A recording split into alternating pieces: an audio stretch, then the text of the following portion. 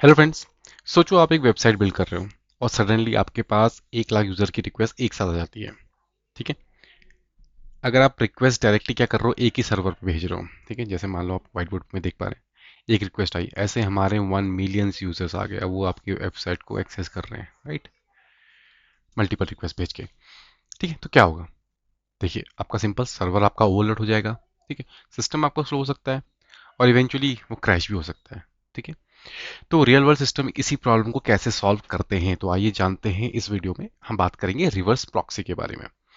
तो दोस्तों, आज हम डीप में समझेंगे रिवर्स प्रॉक्सी होती क्या है, फॉरवर्ड प्रॉक्सी और रिवर्स प्रॉक्सी में क्या डिफरेंस होता है। ठीक है, इसके बारे में हम बात करने वाले हैं। तो चलिए स्टार्ट करते हैं। सबसे पहले हम बात करेंगे कि बेसिक आइडिया क्या है। देखिए, बेसिक आइडिया क्या होता है। जो आपका रिवर्स प्रॉक्सी होता है ना, जैसे ये आपका यूजर है। ठीक है, ये आपका यूजर है। रिवर्स प्रॉक्सी आपका सर्वर और यूजर के बीच में बैठा होता है। ठीक है, ये यूजर है, ये यू है ऑब्वियसली, ये रिवर्स प्रॉक्सी और ये सर्वर। सिंपल, इतना इतना समझिए आप अभी के लिए। ठीक है, तो बेसिकली क्या है, ये आपका एक इंटरमीडियरी सर्वर होता है। ठीक है, जो क्या करता है, क्लाइंट और बैकएंड के बीच में बैठा होता है। यूजर डायरेक्टली आपके बैकएंड सर्वर से बात नहीं करता है, यूजर इंस्टेड वो क्या करता है, रिक्वेस्ट भेजता है। रिक्वेस्ट रिजर्व प्रॉक्सी को, रिवर्स प्रॉक्सी उसको आगे फॉरवर्ड करता है। जो भी रिस्पॉन्स आता है फिर उसको उसके थ्रू यूजर को भेज देता है। ठीक है, तो यूजर को कभी पता ही नहीं चलता कि कौन सा हम किससे बात कर रहे हैं, कौन सा बैकएंड सर्वर से बात कर रहे हैं। यहाँ पर मल्टीपल आपके सर्वर्स हो सकते हैं। ठीक है, मल्टीपल सर्वर्स हो सकते हैं। ये रिक्वेस्ट आपकी कहीं भी राउट हो सकती है। ठीक है, यूजर को सिर्फ पता होता है पब्लिकली कि इससे मुझे कम्युनिकेट करना है। और बैक इंटरनली क्या, हम इसको ये भी कह सकते हैं कि ये प्राइवेट नेटवर्क हो गया, ये आपका पब्लिक नेटवर्क हो गया। सिंपल सी बात है। ठीक है, तो देखिए, एक ये हमारा रिवर्स प्रॉक्सी की हमारी बात होगी। अब एक इंटरव्यू में ना एक बहुत ही कॉमन क्वेश्चन है जो बार बार पूछा जाता है, forward proxy versus reverse proxy.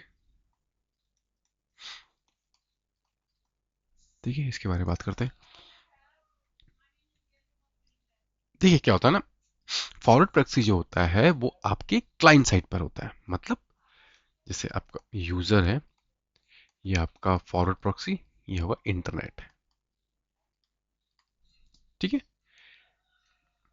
और क्या होता है, बेसिकली ये इसलिए यूज होता है कि आपके जो यूजर है उसकी आइडेंटिटी को हाइड करने के लिए। मतलब इसमें आपके यूजर की आइडेंटिटी क्या हो, पब्लिकली ना रहे, तो यूजर की आइडेंटिटी को हाइड करता है फॉरवर्ड प्रॉक्सी। जैसे आपने देखा होगा आपके कंपनीज में वीपीएन्स वगैरह यूज होते हैं, राइट। तो इस तरीके से हम क्या करते हैं, यूजर की क्लाइंट की इन्फॉर्मेशन को हाइड करते हैं फॉरवर्ड प्रॉक्सी के थ्रू। ठीक है? अब रिवर्स प्रॉक्सी क्या होता है, तो बेसिकली हमारा क्या होता है, रिवर्स प्रॉक्सी में क्या होता है, हमने ऑलरेडी बात करी है कि रिवर्स प्रॉक्सी सर्वर साइड पर होती है। मतलब वो क्या करता है कि आपके बैकएंड को हाइड करता है। जैसे रिवर्स प्रॉक्सी का मैं दिखाऊं, जैसे यूजर ने रिक्वेस्ट करी, ये गया आपका रिवर्स प्रॉक्सी के पास, ये आपके पास किया सर्वर पे, तो ये क्या करता है, सर्वर को हाइड करता है, सर्वर की इंफॉर्मेशन को, आइडेंटिटी को हाइड करता है। तो बेसिकली यही हमारा प्रोडक्शन में हमारा ये यूज़ होता है। और इंटरनली जैसे वीपीएन्स वगैरह हम यूज़ करते हैं, उसमें हम हमारा फॉरवर्ड प्रॉक्सी यूज़ होता है। तो ये इसका डिफरेंशिएशन होता है। अब दोस्तों बात करते हैं लोड बैलेंसर की। यहाँ पर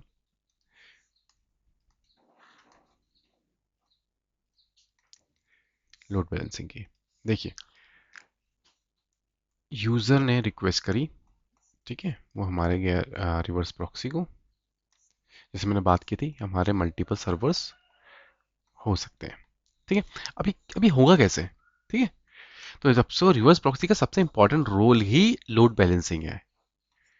तो मतलब आप यहाँ पर कह सकते हैं कि आपका लोड बैलेंसर ही इक्विवेलेंट होता है रिवर्स प्रॉक्सी को लोड बैलेंसर भी आप कह सकते हैं। ठीक है, तो लोड बैलेंसिंग का मतलब क्या हो गया, सिंपल सा, कि आपके रिक्वेस्ट आई, वो मल्टीपल सर्वर्स को डिस्ट्रीब्यूट होती है। तो इससे क्या होता है, एक सर्वर पे लोड नहीं रह जाता, लोड क्या होगा आपका, डिस्ट्रीब्यूट हो गया मल्टीपल सर्वर पे। ठीक है, तो इससे आपका सिस्टम क्या हुआ, स्केलेबल सिस्टम बन गया। इसी को हम बोलते हैं स्केलेबल सिस्टम। ठीक है, यूजर वन ने रिक्वेस्ट करी, सर्वर पे गई और उसने यहाँ से जो भी उसकी एल्गोरिथम थी उसके बेसिस पे रिडायरेक्ट कर दिया मल्टीपल सर्वर्स को। ठीक है, तो ये क्या हो गया, आपका फास्ट हो गया और थोड़ा स्टेबल आपका सिस्टम बन गया है। अब इसका काम सिर्फ रिवर्स प्रॉक्सी का काम सिर्फ लोड बैलेंसिंग नहीं होता। ठीक है, उसकी कुछ अलग अलग एडिशनल रिस्पॉन्सिबिलिटीज भी होती हैं। जैसे हम बात कर सकते हैं एसएसएल टर्मिनेशन, बहुत इंपॉर्टेंट कॉन्सेप्ट है। थोड़ा ध्यान से सुनिएगा आप लोग। एसएसएल टर्मिनेशन क्या होता है, बेसिकली सिंपल सा है कि आपको जो है ना इंक्रिप्शन का लोड जो है वो बैकएंड तक पहुंचना नहीं होता, बैकएंड से हटा दो इंक्रिप्शन के लोड को। जैसे आपने यूजर ने रिक्वेस्ट करी यहाँ से, हमारा H T T P S था, ठीक है, वो आपका गया रिवर्स प्रॉक्सी के पास। रिवर्स प्रॉक्सी यहाँ पर क्या करेगा, रिवर्स प्रॉक्सी ने यहाँ पर डिक्रिप्ट कर दिया उसे। ठीक है, मतलब एसएसएल सर्टिफिकेट का एक पूरा फ्लो होता है, मैंने वीडियो बनाई है इस पे, कैसे हैंडशेक होता है, कैसे वो पता करता है कि ये वैलिड एचटीटीपीएस रिक्वेस्ट है या नहीं है, इंक्रिप्शन किस कौन सा इंक्रिप्शन है क्या, ठीक है। तो उसके बेस पे क्या होता है, यहाँ पर हम क्या करते हैं, यहाँ से हमने इंक्रिप्शन को डिक्रिप्ट कर दिया, फिर ये रिक्वेस्ट हमने फॉरवर्ड कर दी किसको, हमारे सर्वर को, बैकएंड को। तो बैकएंड के पास सिंपल सा क्या गया, बैकएंड के पास अब एचटीटीपी भेज सकते हैं हम। मतलब बैकएंड से हमने क्या कर दिया, इंक्रिप्शन का लोड हटा दिया, हमने रिमूव कर दिया इंक्रिप्शन का लोड। यही से होता है हमारा एसएसएल टर्मिनेशन, कि आपकी एचटीटीपीएस रिक्वेस्ट तो आई, ठीक है, वो रिवर्स प्रॉक्सी तक गई, रिवर्स प्रॉक्सी ने उसको डिकोड किया, डिक्रिप्ट किया, उसे वैलिड लगी तो उसने सिर्फ नॉर्मल एचटीटीपी रिक्वेस्ट को फॉरवर्ड कर दिया। अदरवाइज हमें बैकएंड सर्वर पे भी जाके चेक करना पड़ती है एचटीटीपीएस रिक्वेस्ट को, राइट।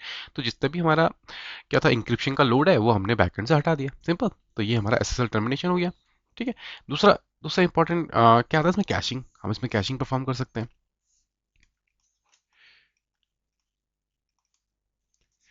कैशिंग का आपको कोर फंडामेंटल पता होगा, कैशिंग क्यों यूज करते हैं। देखिए जितने भी हमारे फ्रिक्वेंटली यूज हमारे रिस्पॉन्स आ रहे हैं, राइट। मान लो एग्जाम्पल कोई, जैसे इस टाइम पर दिवाली चल रही, दिवाली से हैप्पी दिवाली कितने मैसेजेस आते हैं, ठीक है, उस तरीके को आप स्टोर कर लो जो फ्रिक्वेंटली उस टाइम पे यूज हो रहे हैं बहुत ज़्यादा, ठीक है। उससे क्या होगा, हम हमेशा कैश सर्वर से उठा के उसको रिस्पॉन्स कर देंगे, इससे हमारा क्या होगा, रिस्पॉन्स हमारा फास्ट हो जाएगा, ठीक है। कोई हमारा क्या होगा, डेटाबेस में हमारा बैकएंड में होगा जो बेसिकली लोड कम हो जाएगा, तो हमारा क्या होगा, रिड्यूस हो जाएगा बैकएंड लोड। जैसे मान के चलो कोई कोई न्यूज़ आ गई कि यार एक्स वाई जेड ने ऐसा कर दिया काम, अब सब क्या करते हैं, इंटरनेट पर ढूंढने लग जाते हैं एक्स वाई जेड कौन है। तो ऑब्वियसली अगर बार बार हम सर्वर बैकएंड में जाके वो प्रोफाइल को निकालते रहेंगे तो थोड़ा हमारा लेटेंसी इंक्रीज होगी, तो इससे क्या होगा, हमारा रिस्पॉन्स टाइम भी कम हो जाएगा, इसलिए उसको पकड़ के हमने कैशिंग में डाल दिया। तो जो भी हमारी रिक्वेस्ट आ रही है कैश सर्वर से हम उसे रिटर्न कर देंगे, सिंपल सा, ठीक है। इसमें एक और कंसेप्ट आता है सिक्योरिटी, हम इस प्रॉक्सी लेयर पे अपनी सिक्योरिटी भी परफॉर्म कर सकते हैं। सिक्योरिटी कैसे परफॉर्म करते हैं, देखिए सिंपल सी चीज़ है आपके रेट लिमिटिंग इसमें अप्लाई कर सकते हैं। रेट लिमिटिंग कैसे अप्लाई, मतलब एक ही सर्वर एक ही आईपी से आप, कोई अगर हैकर है उसने लाखों रिक्वेस्ट भेज दिए आपके सर्वर पे, तो आपको सर्वर आपका ओवरलोड हो सकता है, क्रैश हो सकता है, तो रेट लिमिटिंग हम यहाँ परफॉर्म कर सकते हैं, ठीक है। कोई भी मेलिशियस ट्रैफिक, जैसे मैंने आपका स्पैमर्स वगैरह अगर आ रहे हैं, ठीक है, उसको भी आइडेंटिफाई करके उनकी आईपीस वगैरह ब्लॉक कर सकते हैं, तो ब्लॉकिंग मेलिशियस ट्रैफिक कह सकते हैं, ठीक है। यहाँ पर हमारा दूसरा क्या होता है, बेसिकली हम यहाँ पर क्या कर रहे हैं, सिंपल अपने बैकएंड सर्वर को हाइड कर रहे हैं, हाइडिंग हमारा बैकएंड सर्वर। इससे क्या होगा कि पब्लिकली हमारा बैकएंड सर्वर के बारे में पता ही नहीं किसी को, हम तो रिवर्स प्रॉक्सी से बात कर रहे हैं, राइट। उसी की आईपी हमारी ओपन रहती है, पब्लिक रहती है मतलब, ठीक है। अब हम कुछ रियल वर्ल्ड एग्जांपल की बात कर लें दोस्तों, तो यहाँ पर देखिए सिंपल सा इसका फ्लो कैसे चलता है। जब भी कोई हमारी यूजर ने रिक्वेस्ट करी, मैं आपको बताऊँ कि इंटरव्यू में कभी पूछते हैं आपसे कि आप डिज़ाइन करके दिखाइए, ठीक है, तो हमारे पहले वो किस पे जाएगी, पहले हमारे सीडीएन सर्वर पे जाएगी। ये सब थोड़ा डीप कंसेप्ट है, आप सीडीएन के बारे में आपको पता होना चाहिए, ठीक है, अगर नहीं पता होगा तो मैंने आई थिंक इसमें कवर किया है, हाँ हम करने वाले हैं। फिर हमारे रिवर्स प्रॉक्सी के पास जाइए। अब रिवर्स प्रॉक्सी एक्चुअल में है क्या, आपने एनजीएनएक्स के बारे में सुना होगा, राइट। एनजीएनएक्स, एच ए प्रॉक्सी, काफ़ी कुछ होते हैं, ठीक है। तो उसके बाद रिवर्स प्रॉक्सी के बाद वो किस पे जाएगी, एप्लीकेशन सर्वर पे जाएगी,